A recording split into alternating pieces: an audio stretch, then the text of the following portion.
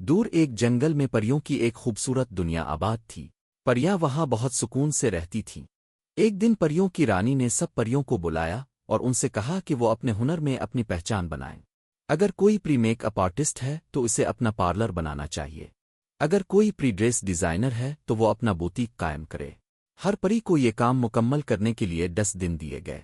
پری انم ساری رات بیٹھی سوچتی رہی کہ وہ کیا کرے، کیونکہ اسے سوائے سونے کے اور کچھ نہیں آتا تھا۔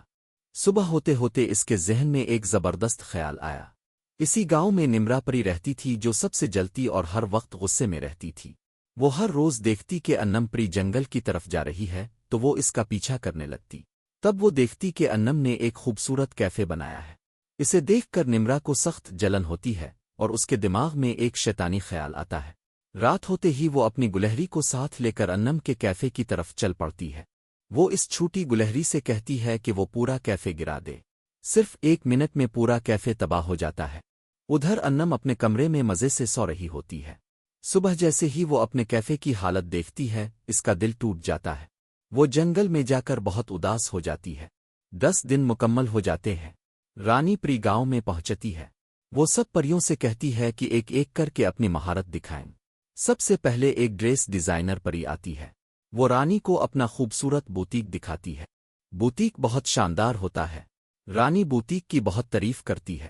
پھر ایک مصور پری آتی ہے اور رانی کو اپنی تصویروں سے بھرا ہوا آرٹ ہاؤس دکھاتی ہے۔ رانی اس کی بھی بہت تعریف کرتی ہے۔ پھر ایک میک اپ آرٹسٹ پری آتی ہے اور اپنا خوبصورت پارلر دکھاتی ہے۔ رانی کو وہ بھی بہت پسند آتا ہے۔ پھر نمرا پری آتی ہے اور کہتی ہے کہ اس کا بوتیک سب سے زیادہ شاندار ہے، لیکن اس کا بوتیک بہت گندا اور بدصورت ہوتا ہے۔ اس سے پہلے کہ رانی اس کا بوتیک دیکھے گلہری اس پر گر جاتی ہے اور پورا بوتیک گر جاتا ہے۔ یہ دیکھ کر نمرا بہت غصے میں آ جاتی ہے۔ تب گلہری رانی کے کان میں سرگوشی کرتی ہے اور ساری حقیقت بتا دیتی ہے کہ نمرا نے انم کے کیفے کے ساتھ کیا تھا۔ تب انم پری رانی کے سامنے آتی ہے اور کہتی ہے کہ وہ کچھ خاص دکھانا چاہتی ہے۔ جب رانی دیکھتی ہے تو اس کی آنکھوں پر یقین نہیں آتا، کیونکہ انم نے ایک ایسا خوبصورت کیفے بنایا ہوتا ہے جو صرف کیفے نہیں بلکہ ایک لائبریری اور گلدستے کی دکان بھی ہوتا ہے۔ رانی انم کے کام سے بہت خوش ہوتی ہے اور اسے ایک جادوئی لاکٹ انعام میں دیتی ہے۔ پھر وہ نمرا سے کہتی ہے کہ اس کے لیے ایک کام ہے۔ وہ اسے جنگل میں بھیج دیتی ہے جہاں وہ سارا دن جھاڑو دیتی رہتی ہے۔ ادھر انم کا کام بہت اچھے سے چلنے لگتا ہے۔